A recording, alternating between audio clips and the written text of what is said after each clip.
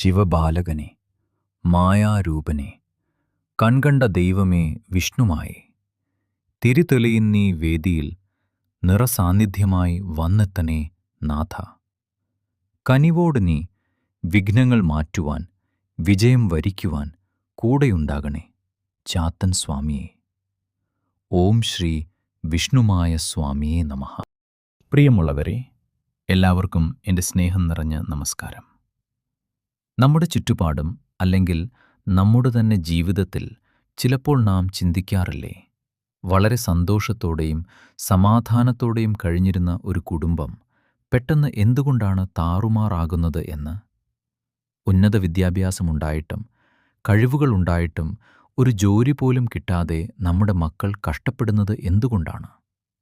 പരസ്പരം ജീവനായി സ്നേഹിച്ചിരുന്ന ഭാര്യയും ഭർത്താവും പെട്ടെന്ന് ഒരു സുപ്രഭാതത്തിൽ ശത്രുക്കളെപ്പോലെ പെരുമാറുന്നു.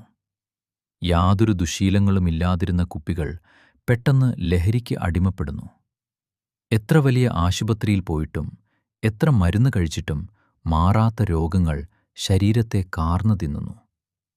പ്രിയപ്പെട്ടവരെ, ഇതെല്ലാം കേവലം യാദൃച്ഛികം മാത്രമാണെന്ന് കരുതി തള്ളിക്കളയാൻ വരട്ടെ.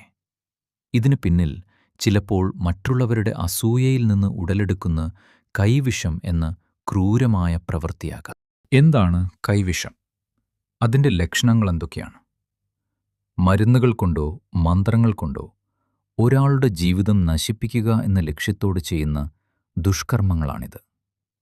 ഇത് ഉള്ളിൽ ചെന്നാൽ ലക്ഷ്യബോധം നഷ്ടപ്പെടും. എപ്പോഴും മടിയും ക്ഷീണവും തോന്നും. അകാരണമായ സംശയങ്ങൾ കുടുംബത്തെ തകർക്കും. സ്വന്തം ജീവിതം തന്നെ അവസാനിപ്പിച്ചാലോ എന്നുവരെ ചിന്തിച്ചു പോകുന്ന അവസ്ഥയിലേക്ക് അത് ഒരു മനുഷ്യനെ കൊണ്ടുചെന്നെത്തിക്കും. ഇവിടെ ഞാനൊരു കാര്യം വളരെ വ്യക്തമായി പറയാൻ ആഗ്രഹിക്കുകയാണ്. ഒരാളെ നശിപ്പിക്കാൻ വേണ്ടി ഒരിക്കലും യാതൊരു കാരണവശാലും ഇത് നിങ്ങൾ മറ്റൊരാൾക്ക് നേരെ ചെയ്യരുത്. സൃഷ്ടിക്കാനും സംഹരിക്കാനുമുള്ള അവകാശം ഈശ്വരന് മാത്രമാണ്.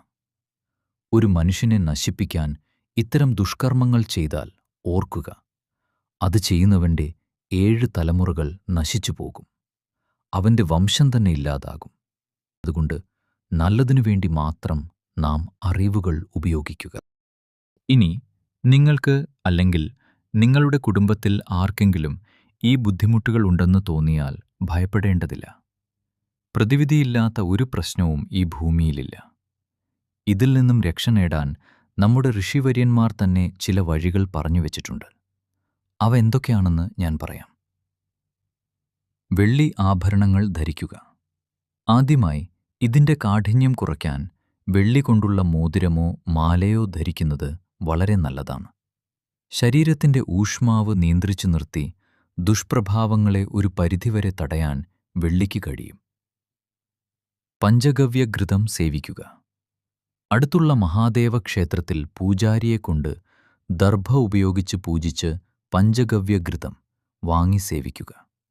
വെറും വയറ്റിൽ മത്സ്യമാംസാദികൾ ഒഴിവാക്കി പൂർണ്ണ വ്രതശുദ്ധിയോടെ 7 മുതൽ 14 ദിവസം വരെ ഇത് കഴിച്ചാൽ ഉള്ളിൽ ചെന്ന വിഷം പുറന്തള്ളപ്പെടും. തിരുവിഴ മഹാദേവ ക്ഷേത്ര ദർശനം. ആലപ്പുഴ ജില്ലയിലെ ചേർത്തലയ്ക്കടുത്തുള്ള തിരുവിഴ മഹാദേവ ക്ഷേത്രത്തെക്കുറിച്ച് നിങ്ങളിൽ പലരും കേട്ടിട്ടുണ്ടാകും. അവിടെ ഭഗവാൻ മുന്നിൽ പൂജിച്ച് നൽകുന്ന ഒരു പ്രത്യേക ഇലയുടെ നീരുണ്ട്. വ്രതമെടുത്ത് അവിടെ ചെന്ന് ആ മരുന്ന് കഴിച്ച് ക്ഷേത്രം പ്രദക്ഷിണം വെച്ചാൽ എത്ര വലിയ കൈവിഷവും ഛർദ്ദിച്ച് പുറത്തുപോകും. 100 കണക്കിന് ആളുകളാണ് അവിടെ നിന്നും ശാന്തി നേടി മടങ്ങുന്നത്. അവിടെ ജാതിയോ മതമോ ഇല്ല, ആർക്കും പോകാം.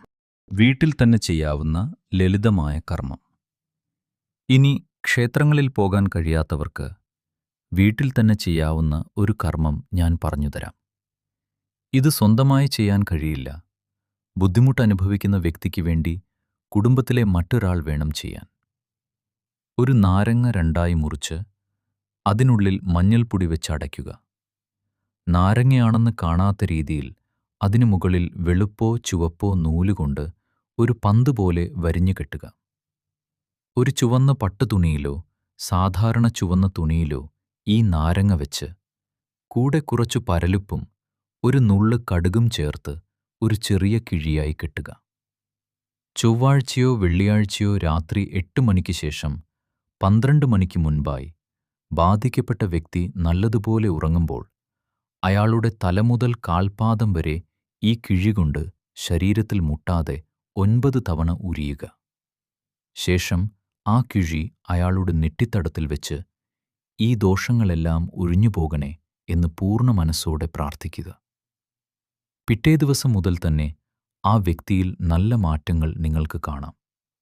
ഈ ഉഴിഞ്ഞെടുത്ത കിഴി അടുത്തുള്ള ഏതെങ്കിലും ഒഴുകുന്ന വെള്ളത്തിൽ എറിഞ്ഞുകളയുക. പ്രിയമുള്ളവരെ, ജീവിതം വളരെ മനോഹരമാണ്. അറിവില്ലായ്മ കൊണ്ടോ മറ്റുള്ളവരുടെ ക്രൂരത കൊണ്ടോ നമ്മുടെ കുടുംബത്തിൻ്റെ സമാധാനം നഷ്ടപ്പെടാൻ നാം അനുവദിക്കരുത്. ഈ പറഞ്ഞ കാര്യങ്ങൾ പൂർണ്ണ വിശ്വാസത്തോടെ നിങ്ങളുടെ പ്രിയപ്പെട്ടവരുടെ നന്മയ്ക്ക് വേണ്ടി മാത്രം ചെയ്യുക. എല്ലാവരുടെയും ജീവിതത്തിൽ ഐശ്വര്യവും സന്തോഷവും സമാധാനവും നിറയട്ടെ. എല്ലാ ദുരിതങ്ങളും മാറി വിജയത്തിലേക്ക് കുതിക്കാൻ എല്ലാവർക്കും സാധിക്കട്ടെ എന്ന് ആത്മാർത്ഥമായി പ്രാർത്ഥിച്ചുകൊണ്ട് ഞാൻ എൻ്റെ വാക്കുകൾ ചുരുക്കുന്നു. ശ്രീ വിഷ്ണുമായ കുട്ടിച്ചാത്തൻ സ്വാമിയുടെ അനുഗ്രഹം ഏവർക്കുമുണ്ടാകട്ടെ. ശ്രീ വിഷ്ണുമായ സ്വാമി ശരണം.